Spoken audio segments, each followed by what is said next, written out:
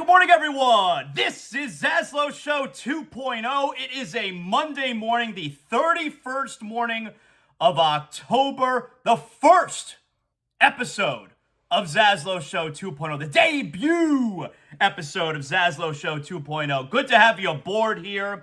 It's a new beginning for the show. Hopefully, it's an adventure that everyone is going to stick along with me for however long we do this. I plan on this being the thing we do for a very, very long time. So if you're a new listener to the show, I appreciate you, but especially a huge shout out to everyone who has been with me for all the years, and you're following along with me over here onto this new venture. So ZASLOW Show 2.0 debut edition, and let me give a little bit of an intro here. All right. So what we're going to be doing, we're going to pump out the show every day, Monday through Friday, and on Saturdays, I'll get to what we're going to do on Saturdays in a moment here. I don't want that to be the focus right now off the get-go. But Monday through Friday, we're going to do regular ZASLOW Show, all right? We're going to hit on everything we normally do. The show is going to stay essentially the same. It's going to be what I've been doing for the last, 15 years. The Heat, the Dolphins, the Panthers, the Marlins, they suck, but whatever, all right? Hurricanes football, we love all the music, the movies. I was very upset last night, Sunday night. The football game was okay. It wasn't a very good game last night, Packers and Bills. But, 10 o'clock rolls around. Where is my House of the Dragon? Last night, first time in, what are we talking, 2.5 months, right? 10 straight weeks, 10 episodes. The first Sunday in the last 10 weeks that we haven't had an episode of my new favorite show, Game of Thrones, House of the Dragon. If you're not watching, if you're a Game of Thrones fan and you're not watching House of the Dragon, you're so stupid. I don't know any other way to sum it up, all right? If you haven't seen it yet, you got to go back and watch. HBO Max, what you know how to go back and watch episodes on demand, okay? So I was very upset last night that I didn't have a new episode of House of the Dragon. But that right there, see, if you haven't seen that, you can go back and watch. That's very similar to what we're doing now. I actually got a few messages from people who they were sending me a message on Instagram. I'm an influencer on Instagram, at ZASLOW J. You can also hit me up, of course, at ZASLOW Show. And on my Twitter account, you got the link tree, and it shows you everywhere you can get this show. All right. Some people were messaging me over the last couple days. Hey, ZASLOW, I've never listened to a podcast. That's wild, right? At this point in our lives and the way that we consume sports or whatever else that you love, to think that there are people listening to the show today, listening to a podcast for the first time. That's really cool. So I gave recommendations. Hey, you got Apple, you got Spotify, you got iHeart, you got Google. I'm available everywhere. The show is available everywhere that you get your podcast, all right? So I want to go over a few things here. Like I said, before we get into all the sports, Dolphins, yes. Tua, you already know. Tua, that's my dog, all right? Got the Dolphins to get to. Very disappointing start for the Miami Heat. And of course, I was at the Panther game this weekend. We're going to do a full NFL rundown today. You know how we do it on Mondays, all right? So, like I said, we're gonna try to keep the show as similar as it has been. Now, some of the things that are going to be a little bit different, or at least I'm going to try and limit the differentiation, is how it's just me now. And I don't mean that from a perspective of just doing the show with me. ZASLOW Show 7 to 10 p.m. When I first started doing the show on 790 The Ticket, that was just me. I don't have a problem doing a solo show. I've been doing a solo show for, the last year plus, all right? The part that I'm telling you things are going to be a little bit different where it's just me is I'm putting everything together now. See, that's what I've been doing for the last few weeks. Hey, ZASLOW, what have you been doing? You've been sitting on the couch in the ZASLOW Mansion family room for the last month? You sitting in your underwear eating a box of Cheetos? No. First of all, I'm very fit and trim these days. I look great, all right? If you're watching me on YouTube right now, you can get us on YouTube. The show is not going to be live on YouTube. I'm going to be putting, at least not yet, I got to get comfortable with everything. I'm going to be putting clips and everything on YouTube. I want to focus for sure getting the podcast down right. So I hope that everyone who has been with me all of these years and you're coming over now on this platform, one of the things that I'm asking for is a little bit of patience.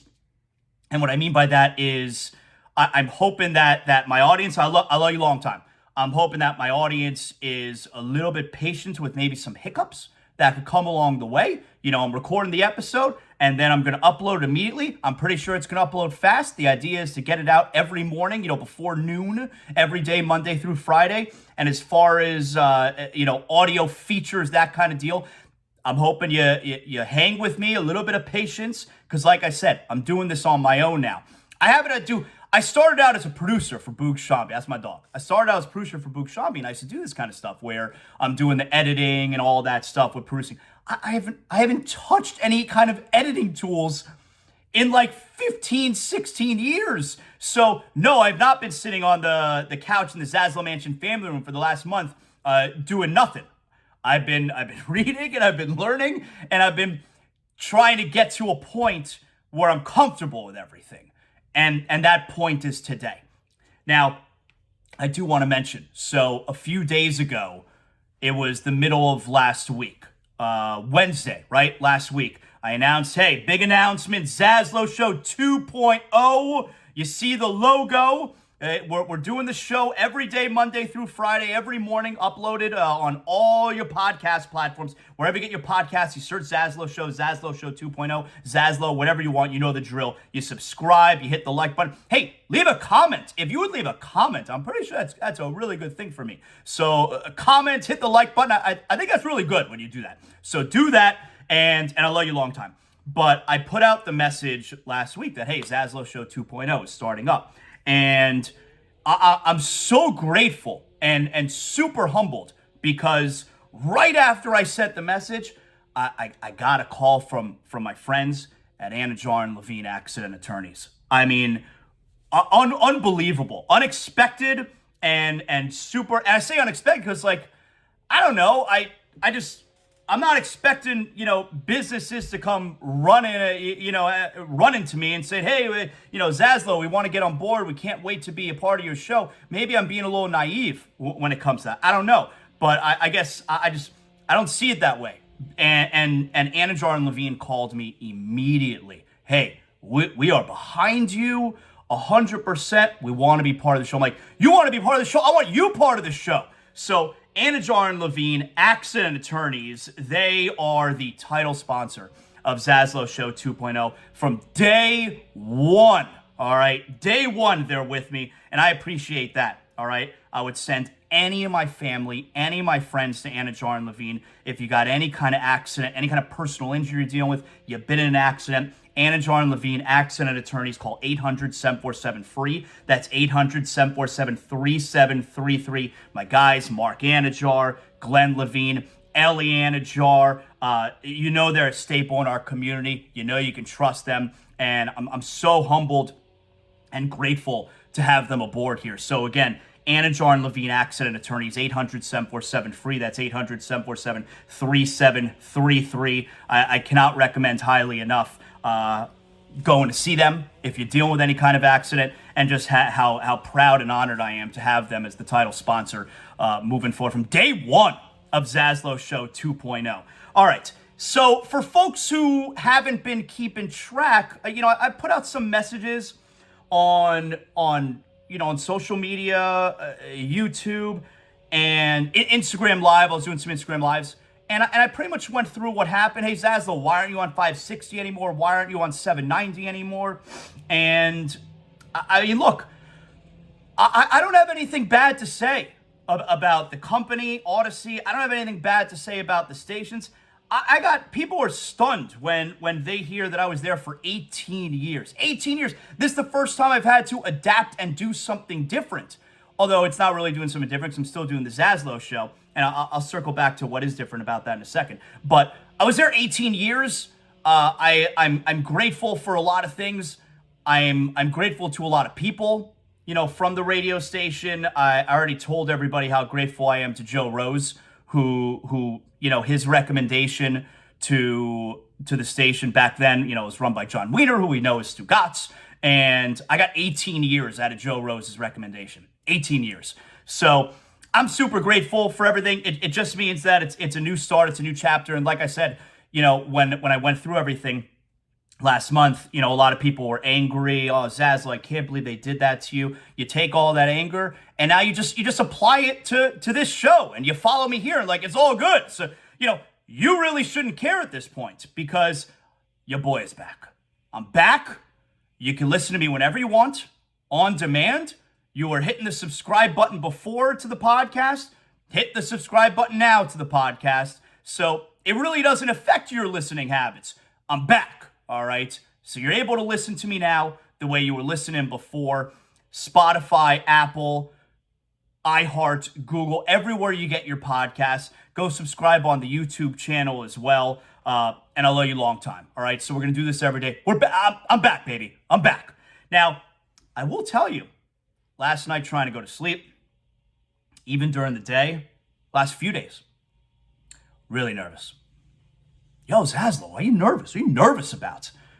Really nervous. For a couple reasons.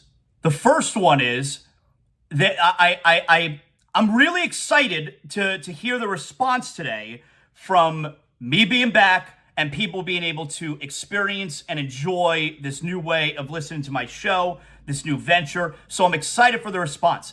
I've been very pleased with the response when I made the announcement a few days ago. But what comes with that excitement is, yo, ZASLOW, you got a lot of people who are out there waiting for your first show, ZASLOW Show 2.0, to drop, and they're excited about it. You better put on a good show.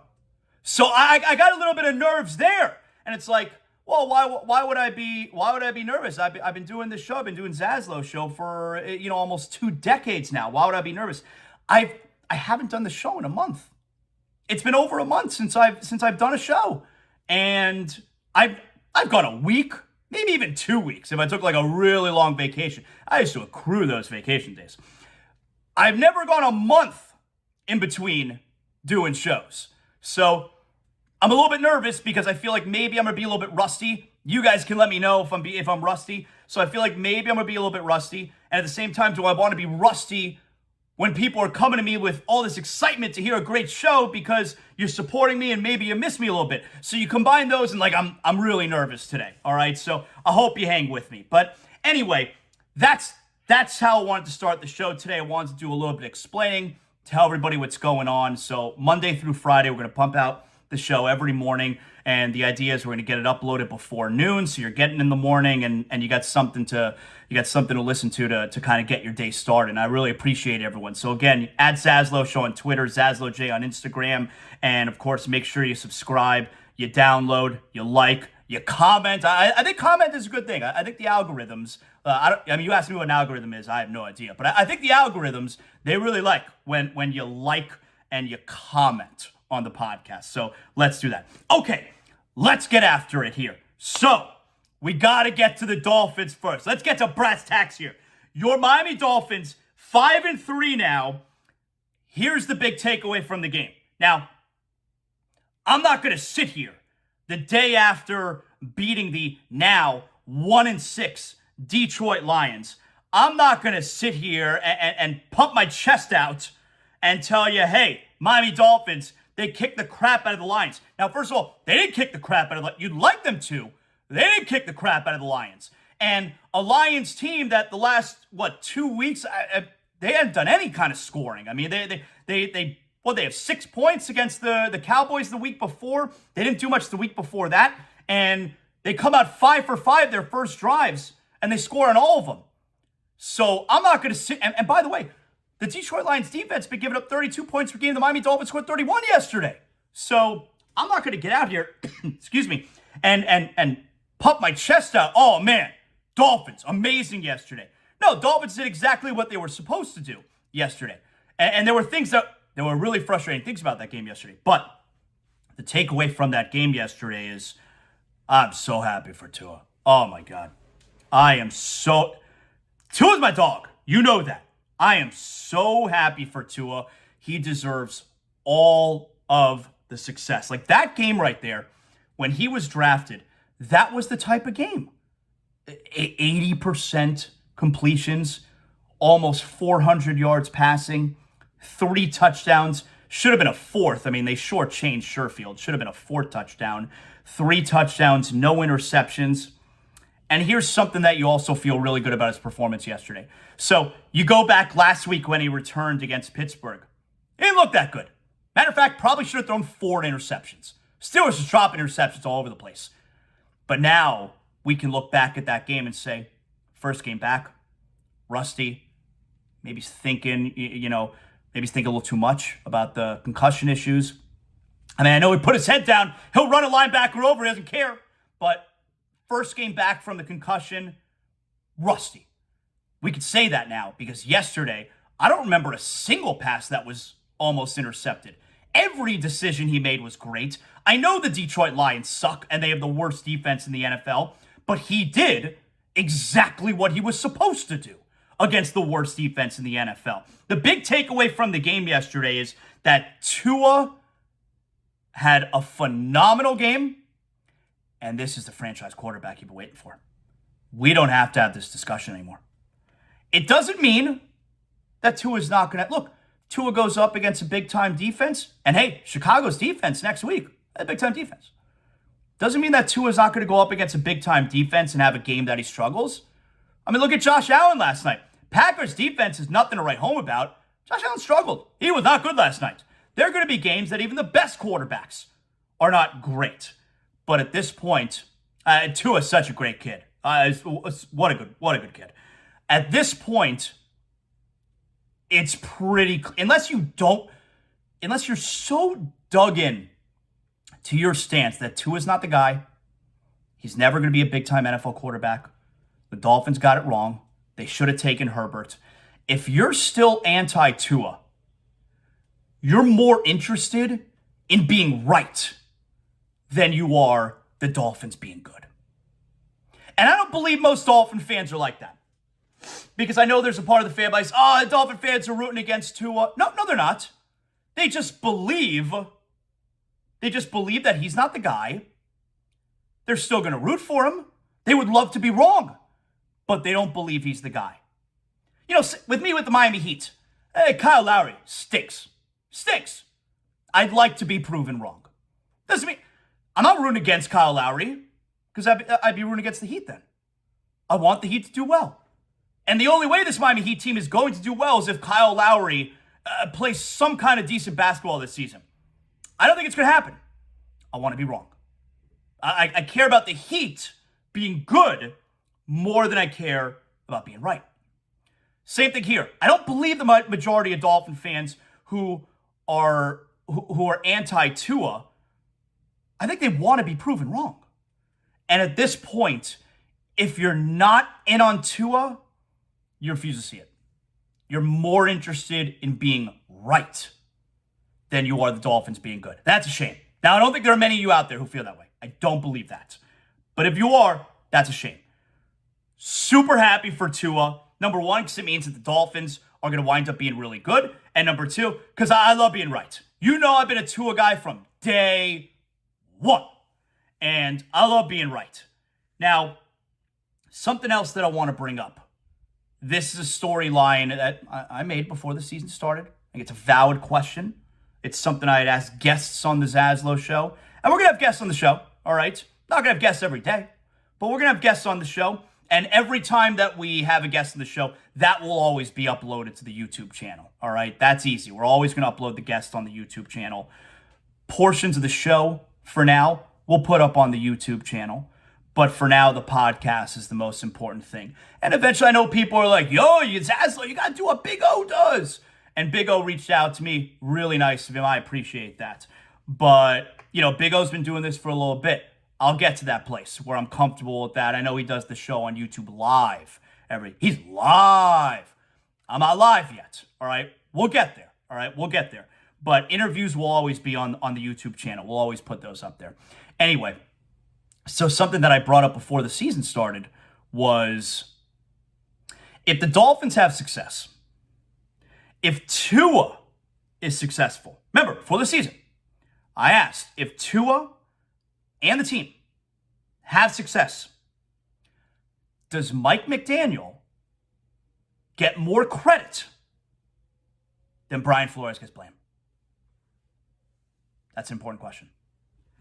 Does Mike McDaniel get more credit than Brian Flores gets blame? And at this point, it's really, really easy. Now, Mike McDaniel gets a lot of credit. I do wonder, they made this point on the broadcast yesterday. And boy, that broadcast yesterday on CBS, James Lofton, give it a rest. I mean, everything else coming out of his mouth, I didn't like any of those words. None of them.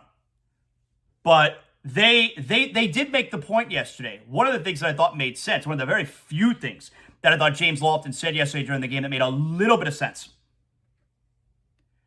The penalty situation was outrageous.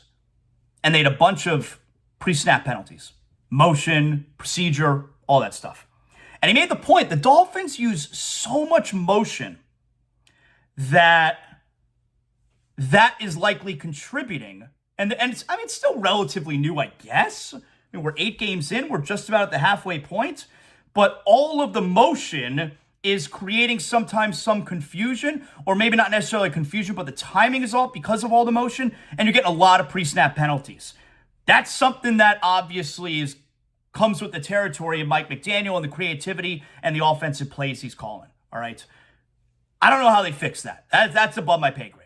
But I did think that was one of the rare, interesting things that James Lofton said yesterday during that game. Boy, that was not a good broadcast. I did not like the words coming out of his mouth. But at this point, and hey, Tyreek Hill plays a major role. A major, major role. But you can't tell me, and I know year three, you're going to wind up seeing a quarterback's going to be much better in year 3 than he was year 1, than he was year 2. But I know everyone likes to go back to the whole, Bill Parcells adage. If he doesn't bite as a pup, he's never going to bite.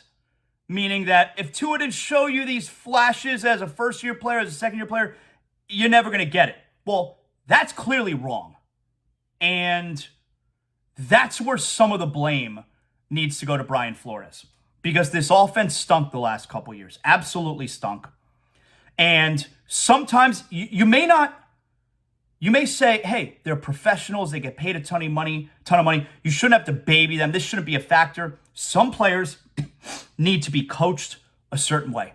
Some players need this positive reinforcement. Tua is clearly one of those guys. Tua can't have the coach who's yelling at him. Tua can't have the coach who's constantly doubting at him. Tua can't have the coach who's always forcing him to look over his shoulder. Getting yanked in and out of games, starting, not starting.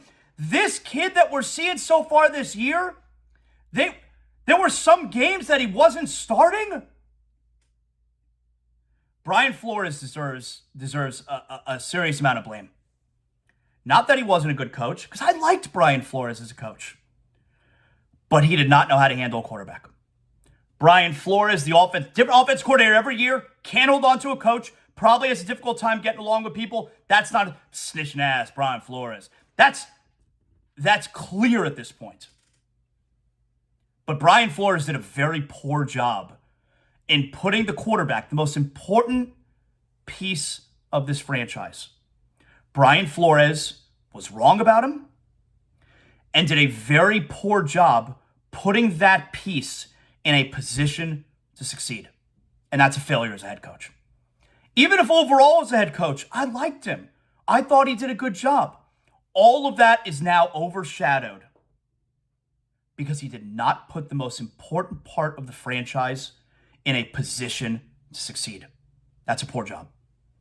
So I think Brian Flores gets an equal amount of blame right now as Mike McDaniel gets credit for the success of this team. I think it's equal right now. I really do. So Dolphins win yesterday, improving to 5-3. You have you got the Bills Bills are going to wind up running away with this division. Running away, they're going to win it by a few games, I guess is what we're saying. But the Bills now sitting here at 6-1. They're 2 games up on the next teams. And the Dolphins are hanging around in the playoff race now because they got that guy back. And hey, this is also important to note. 5-0. Dolphins are 5-0 this year when Tua starts and finishes a game. 5-0. Say what you want about Tua. And we can have this conversation over the last couple years also. Rookie year, second year, when he wasn't great, all he does is win. The winner. He's a winner. And I'm not talking about that winner label. Tim Tebow, he's a winner. Tim Tebow was not skilled enough by the time he got to the NFL. The collegiate game is much different from the NFL based on the way that Tim Tebow plays. He wasn't going to be a winner in the NFL. Tua Tagovailoa is a winner. He's obviously super skilled. Kid wins. And he was winning games the last couple years, winning record before this season when he wasn't even great. And now he's playing great. Now he looks great. Now he looks the part. He's a winner. Dolphins got it right. And here's the thing. And I'm not the first person to say this. I forget who brought it up. I think they talked about it on ESPN. I don't know. I can't believe we are in a place where we have to entertain a legitimate conversation about Tua being better than Justin Herbert. I can't believe it. I can't believe it. Going into this season, even a couple games into this season, hey, one doesn't, excuse me, one doesn't have to have anything to do with the other. Sorry, let's take a sip of my coffee. One doesn't have to have anything to do with the other. Tua can be a great quarterback while Herbert is better. And it doesn't mean that you should have taken Herbert. It doesn't mean that you wish you had taken Herbert. You know what I related to? Luka Doncic and Trae Young.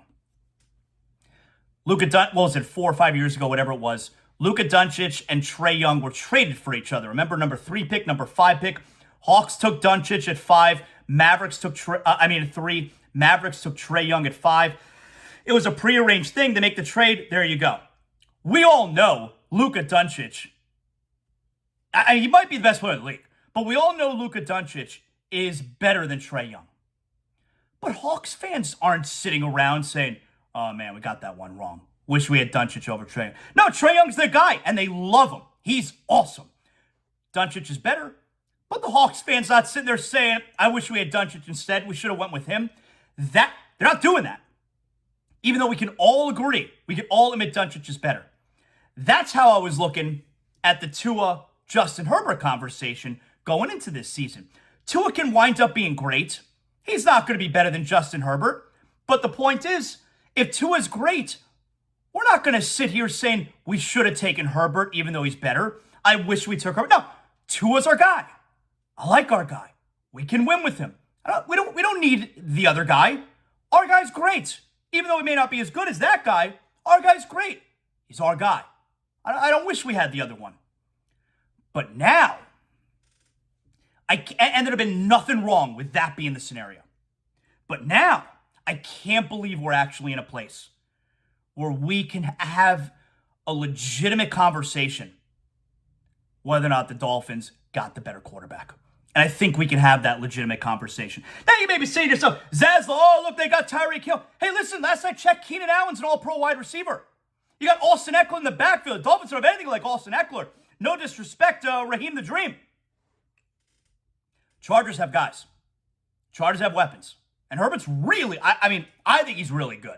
I know there's plenty of people, Chargers, they never win the big game. That's true. But while Tyreek Hill obviously plays a major role in Tua's success, you can't watch these games and say, hey, Tyreek Hill right now, go look at Tyreek Hill's numbers. He's got 57 catches for like 900, it's actually on my screen right now. 69 catches for 961 yards. We're not even halfway through the season. Now, the season now is 17 games, not 16. So if you want to do it based on 16, because it's in your head, you understand the averages at that point, he's on pace for 140 catches and 1,900 yards.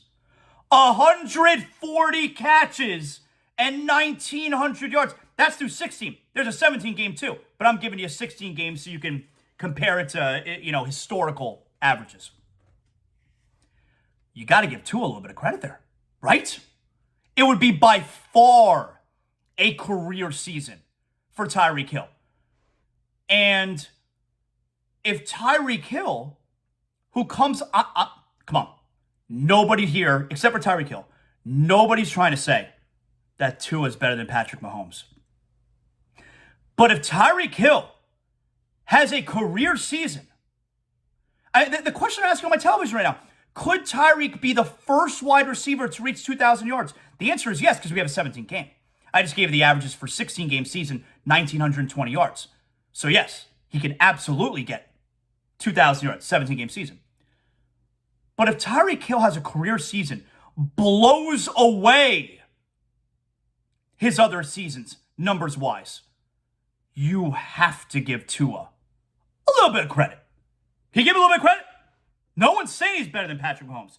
If Tyreek Hill, who going into the year, I mean, look, I went on Kansas City radio. They're asking me about Tyreek Hill's comments. I'm like, listen, nobody believes these things that he's saying.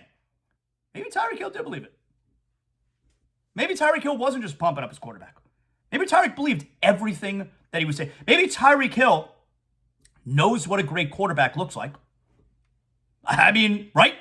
Maybe Tyreek Hill knows what a great quarterback looks like.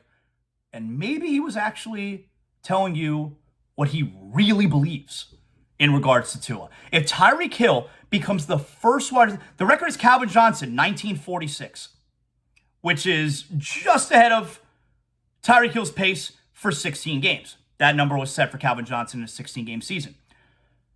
If Tyreek Hill becomes the first wide receiver to throw for 2,000 yards, after all the criticism that Tyreek got, pumping up Tua, after all the talk about Tua going into this year, and Tyreek Hill has a record-breaking season, can we give Tua a little bit of credit? It's a real conversation now. I can't believe it. It's a real conversation now that Tua may be the better of the two when we're talking about him and Justin Herbert going 5-6. It's so good. But yesterday wasn't the type of win that makes you feel good because it's a win. But you don't feel the way you did after the Baltimore game. You don't feel the way you did after the Buffalo game. Hell, maybe you don't even feel the way that you did last week against Pittsburgh because you got Tua back. You made a big play at the end, Dick Benogany. Yesterday was the type of game that, it wasn't the type of win that it's going to make you feel good. What you do feel good is they did exactly what they were supposed to do. And Tua is awesome. Not was awesome yesterday. Tua is awesome, period. Tua is awesome. That's my dog. That's the takeaway from yesterday. The penalty situation's a disgrace. I don't understand how you fix that. Like, I feel like I used to talk to Romberg about stuff like that. The pre-snap stuff, like I told you, I thought James Lofton, it was like the only thing that came out of his mouth yesterday that I thought had any resemblance of common sense, where all the pre-snap motion, because the plays that McDaniel's calling, the creativity, it's new stuff, that may be contributing to the illegal procedures and that kind of deal. I mean, Christian Wilkins lining up in the neutral zone 3 times, that's just stupidity. So I don't know how to fix that other than telling you guys, hey, stop being stupid. These are stupid penalties. The penalty situation was such a disgrace. It was really frustrating to watch yesterday. I don't understand how you fix that. But next week, the Dolphins at Chicago. It's not an easy game. You don't know what the weather's going to wind up being like. Any of these road games are tough, man. That's why yesterday, like at the Detroit Lions, like it was, Dolphins looked like they were about to get smashed. They're down 21-7. What, at the end of the first or early in the second? They looked like they were about to get smashed. So you can't take any of these road games for granted, but we're in the middle of this stretch now where you got teams like, Detroit, Pittsburgh, Detroit, Chicago. There's going to be Houston. There's going to be the Jets again. There's Cleveland. Like, this is the stretch of games that we knew, Minnesota being the only one that was going to be like a difficult team. This is the stretch of games that you got to boost that record. You got to fatten that record. So 5-3 now, and 2 in games that he starts and finishes. 5-0. That's my dog. That's what I'm talking about right there. All right. So week 9, right? Week 9. Week 9 will wrap tonight. You got a game that's interesting. I mean, the Browns are really strong. I hate the Browns. Bengals, Joe Burrow. All right, I'll watch it. I'm into it tonight.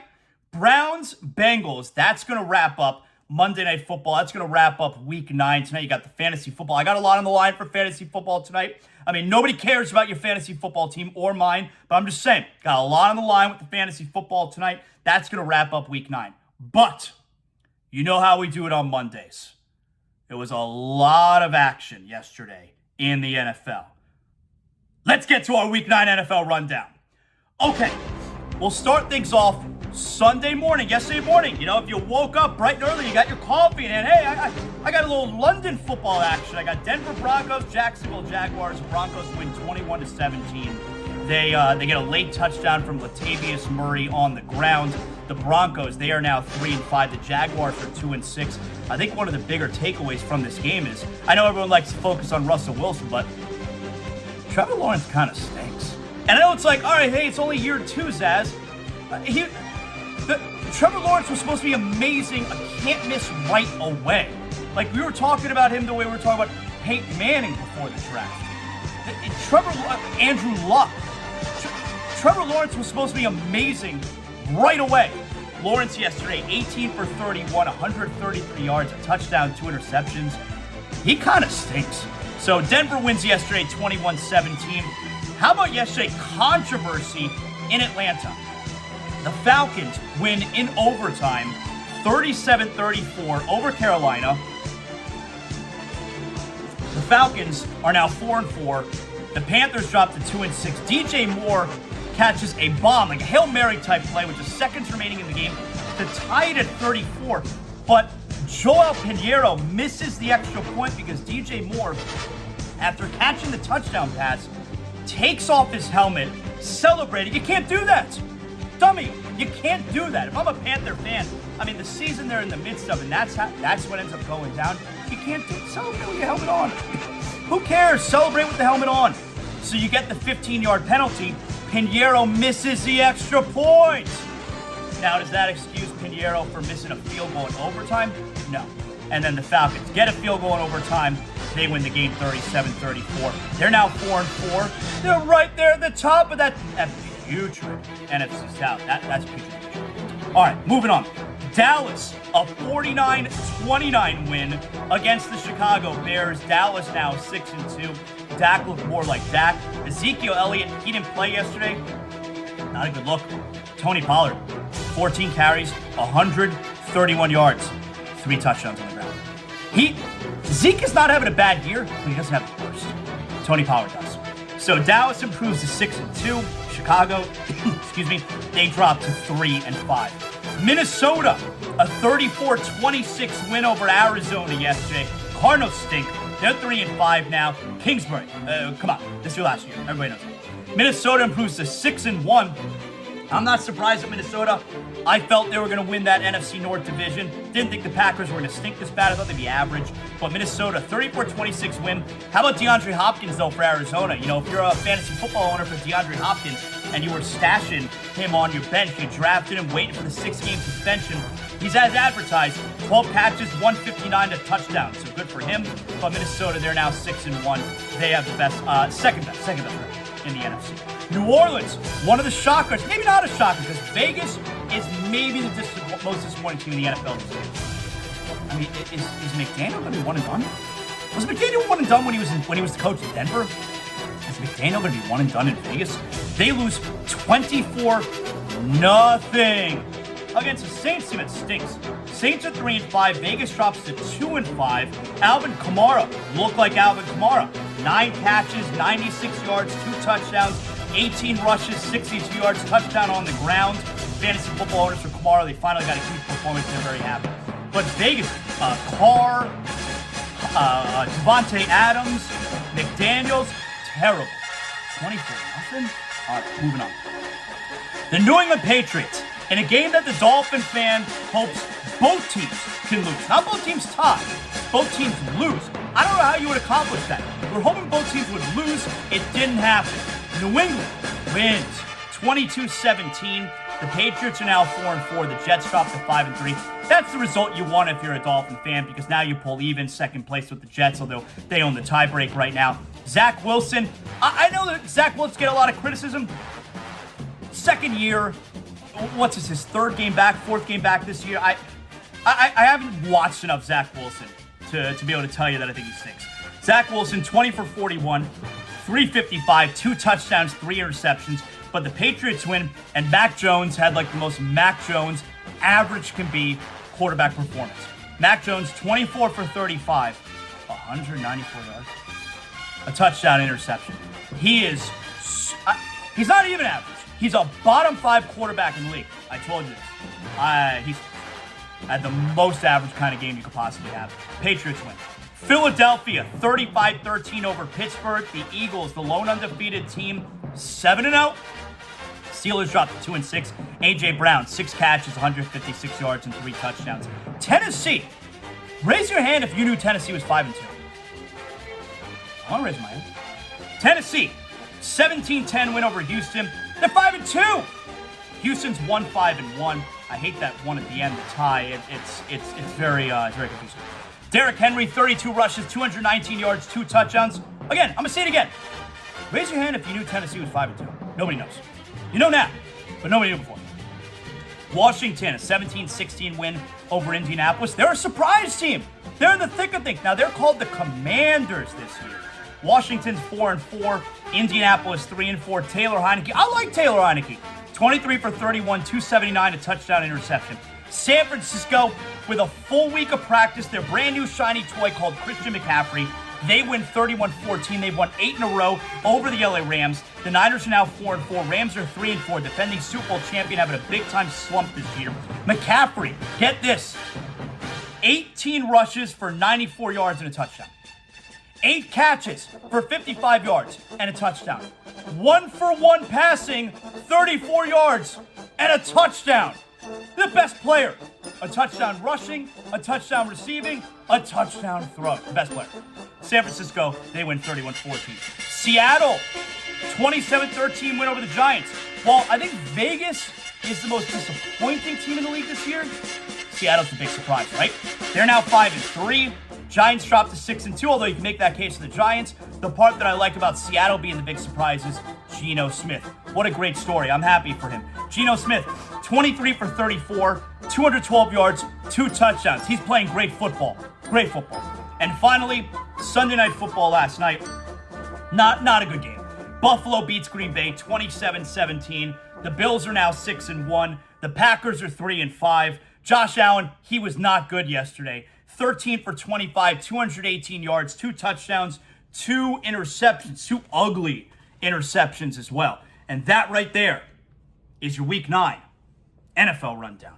All right, we got a few more things to get to today on the ZASLOW Show. Again, so happy to have everyone aboard here. Make sure you subscribe, you hit the like button. You got the podcast, which is the most important thing right now, but go to the YouTube channel as well. You can go to my link tree at ZASLOW Show on Twitter. You can find all the links there. But on YouTube, you search ZASLOW Show, subscribe, that whole deal. Like, comment. I think the algorithms, they care a lot about liking and comments. So I don't know what an algorithm is, but they like it when you comment. And if they like it, then I like it. All right, very good. So we hit on the Dolphins already today. Real terrific performance from Tua. Tyreek Hill, you couldn't have thought he was going to be this good. You really couldn't. I'm not saying it would have been like, much hyped wide receivers who got here. Mike Wallace, Brandon Marshall, that kind of deal.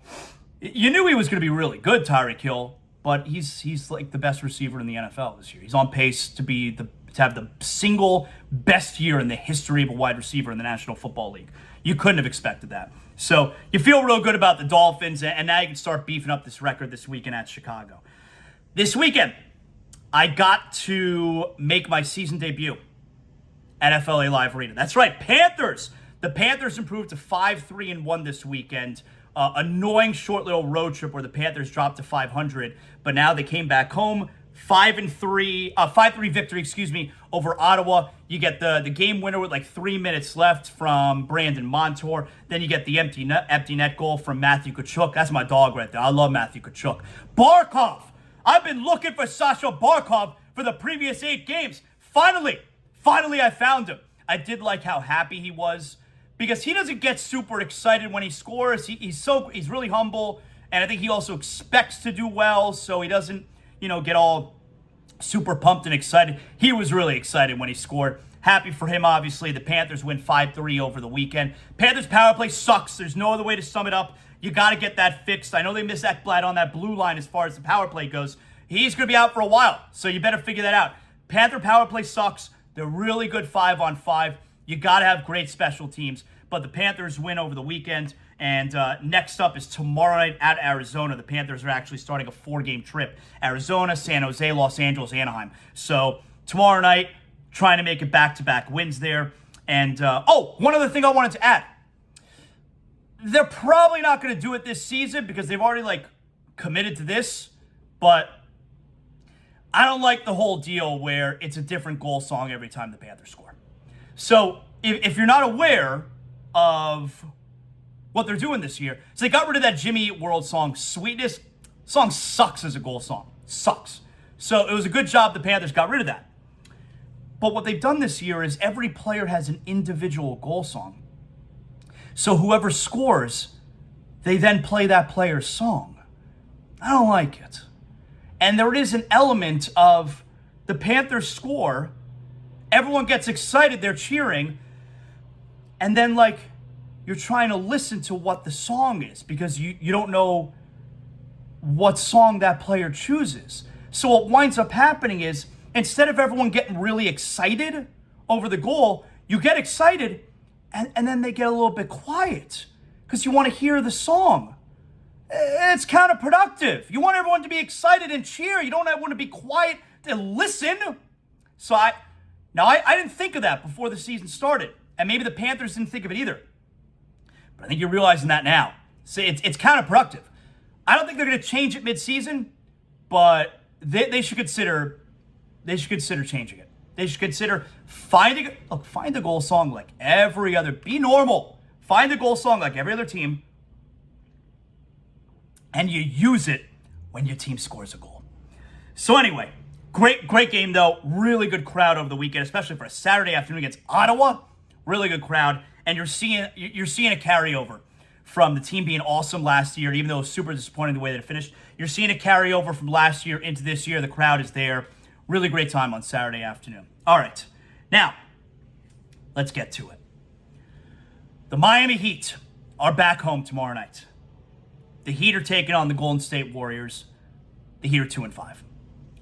The Heat came back from this road trip. Everyone's, ZASLOW, you're 45 minutes into the show. You're not going to talk about the Heat?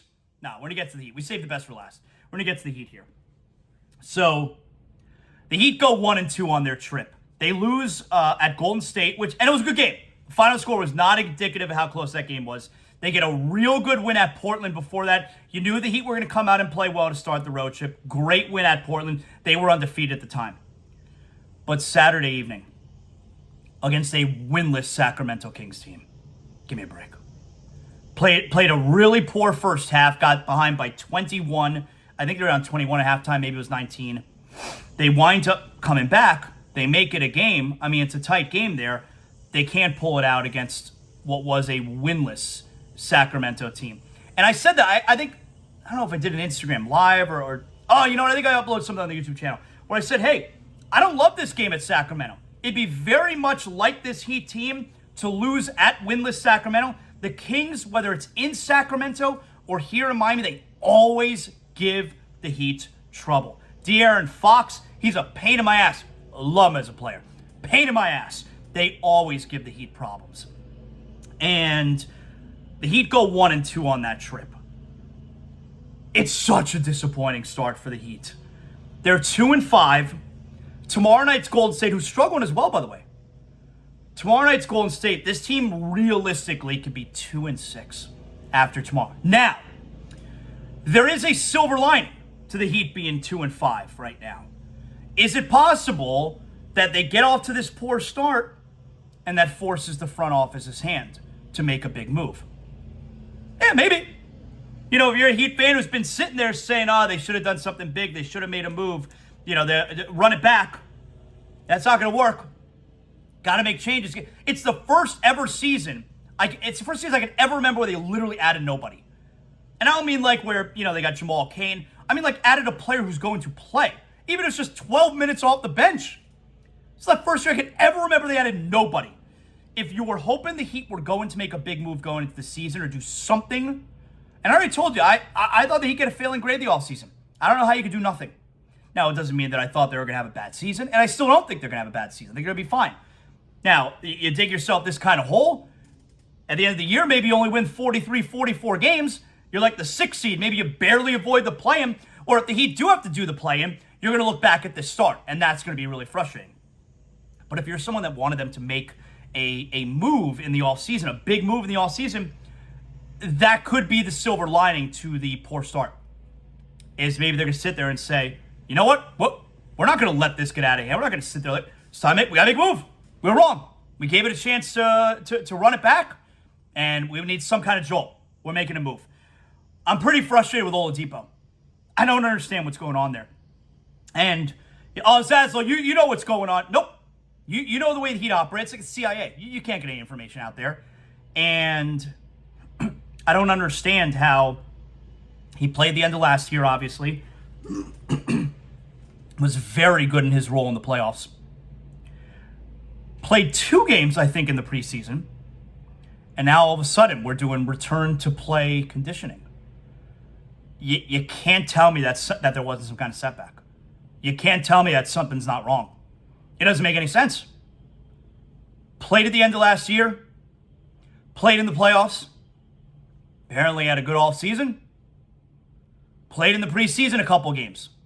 And now we're doing prepare for play conditioning. He has not been active for any of the 7 games this year. And Oladipo, I'm not trying to put blame on him, but what I'm saying is a lot of what you thought was going to be internal improvement with this Heat team was from a guy like Victor Oladipo, who was going to really shore up that bench. And right now, Max Strus did a terrific job off that bench, but he can't be the only one. So Oladipo being out is super frustrating. It's hard not to believe that there was some kind of setback and something isn't wrong there. The Heat return tomorrow night against Golden State. I'm sure that's going to be a big-time crowd. It's the only time you get to see Steph Curry live in action. So the Warriors in town for their lone visit to South Florida this year. Tomorrow night, you got the Heat and Warriors. All right. Before we wrap up today's show, and again, make sure you download, you hit the subscribe button, you like, you comment, all that good stuff. I really hope everybody's been enjoying the show today. Like I said, if there's some audio hiccups, I'm doing everything on my own now, producing all of it, editing, uploading. You know what I'm talking about. All that good stuff. I really hope you have some patience with me. And, hey, any kind of feedback at ZASLOW Show, I welcome that too on Twitter. But I really hope you have some patience. It's only going to get better and better as I get more and more comfortable. Also, I'm plenty rusty. I hope you don't feel that way. But I feel like I'm plenty rusty. It's been a month since I've done a show. And we're just going to get better and better each and every day. So I really appreciate everybody out there. But you know what time it is now, all right? Every day, I got to tell you if it's a big deal or if it's not a big deal. All right, so big deal or not a big deal is how we're going to close out the show every Monday through Friday, all right? Big deal or not a big deal, you know the way that it works. Number one, is it a big deal that there are teams in the NBA under 500 who you didn't expect at this point of the season? You got Philadelphia, they're 3-4. You got Brooklyn, they suck. They're 1-5. You got Golden State, they're 3-4. LA Clippers are 2-4. I'll tell you this, Kawhi Leonard, he never plays. He never plays basketball. He's through Derrick Rose. He never plays basketball. I'm out on the Clippers. I thought the Clippers were a real contender to win the Western Conference this year. Can't do it. This Kawhi Leonard, never plays. The Lakers are 1-5. They got their first win last night. Congratulations. The Heat are 2-5. These, minus the Lakers, and I told you from the get-go, Brooklyn stinks. They're not going to be any kind of contender. But realistically, minus the Lakers, every other one of those teams, Philadelphia, Brooklyn, Golden State, Clippers, Miami, all teams that you felt were going to be contenders, they're all under 500. Is that a big deal? Yes, that's a big deal. Because I love the parity. I love an NBA season where you maybe don't know what's going to happen. The NBA historically has the least parity of all the major sports. So that's a big deal. If there are teams out there winning, teams out there losing, you didn't expect it. Number two, big deal or not a big deal that the Lakers get their first win? This is not a big deal, all right? Russell Westbrook has come off the bench the last couple days. He was really good yesterday. 18 points, 8 rebounds, 8 assists. LeBron, Anthony Davis had the good games. Anthony Davis, the back, it's already acted up. One win. They're 1-5 now. I'll tell you, they're never going to get to 500 this year. Mark it down. Mark it down. I own that statement. The Lakers, there will never be a point this season that the Lakers are 500. So the Lakers getting their first win last night, not a big deal. Big deal or not a big deal?